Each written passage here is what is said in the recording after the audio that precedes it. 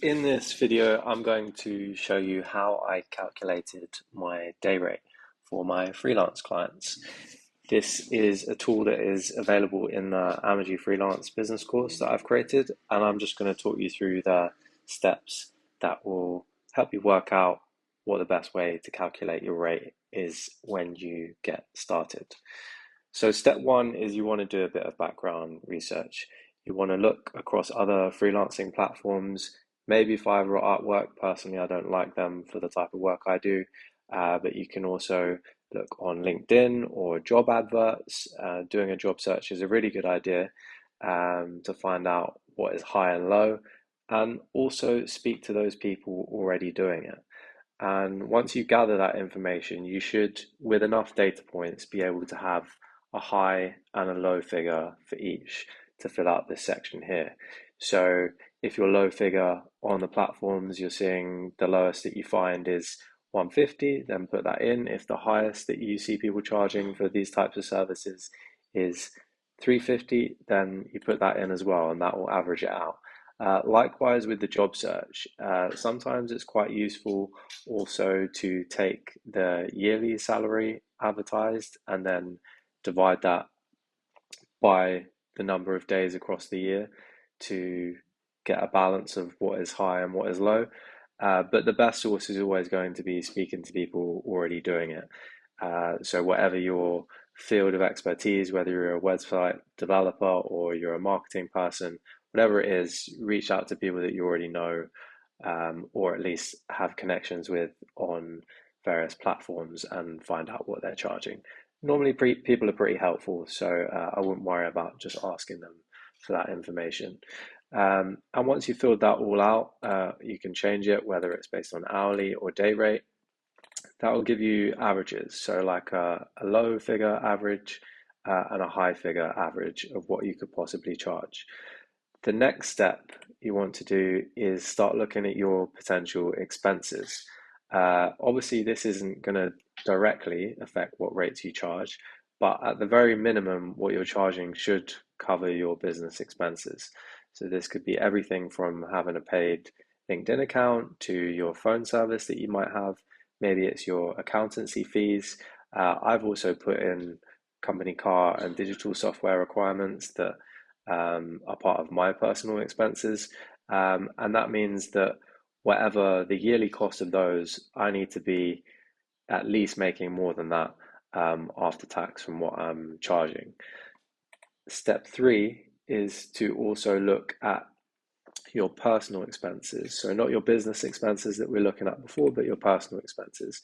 Because after your business expenses, you're also going to have your own general day-to-day life expenses. So, you want to make sure that whatever you're charging across the year is going to cover all of these things. Otherwise, you haven't got a business and you're kind of wasting your time. So, as much as your services should be priced according to the value that you're offering clients, it needs to be worth your time.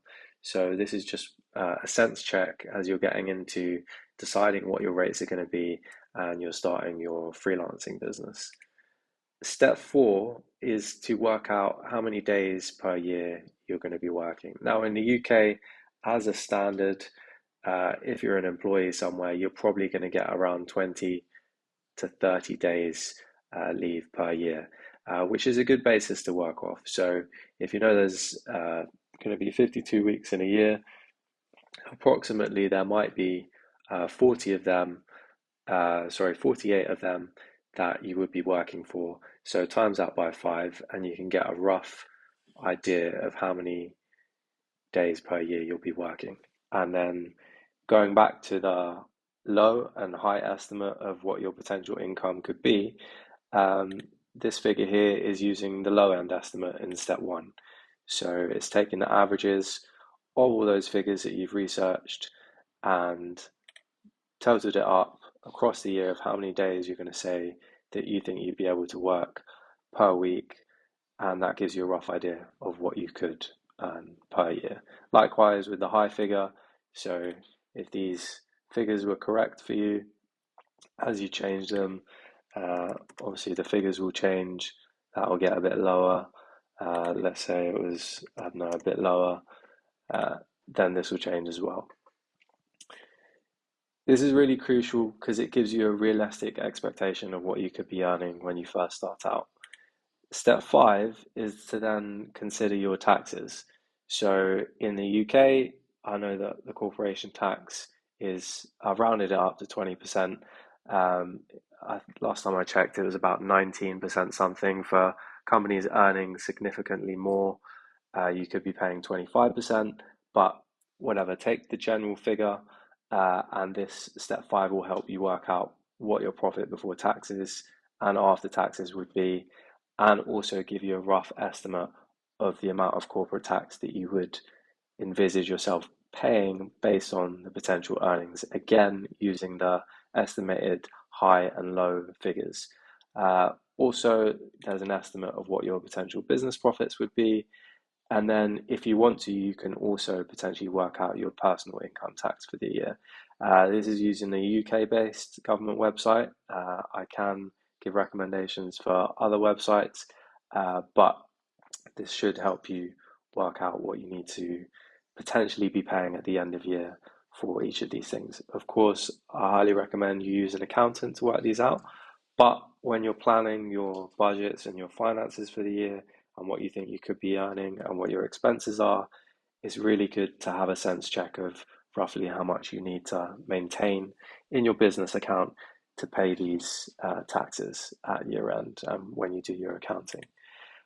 Step six is not crucial, but it's important to really think about whether you should be adding a bit more to the estimated figures that you've got. When you do your research, they're not necessarily going to take into account specialist skills that you yourself have. It's also not going to take into account your level of experience when you're comparing across these platforms. And you might already have a good portfolio of work under your belt. So, as a general rule, what I've suggested here is that if you're offering specialized skills or you've got substantial experience or recommendations in the field that you're going to be freelancing, I would add 5% onto the low estimate fee for what you should or could start out charging for your services. And then the last one is just, this is something that you can regularly review.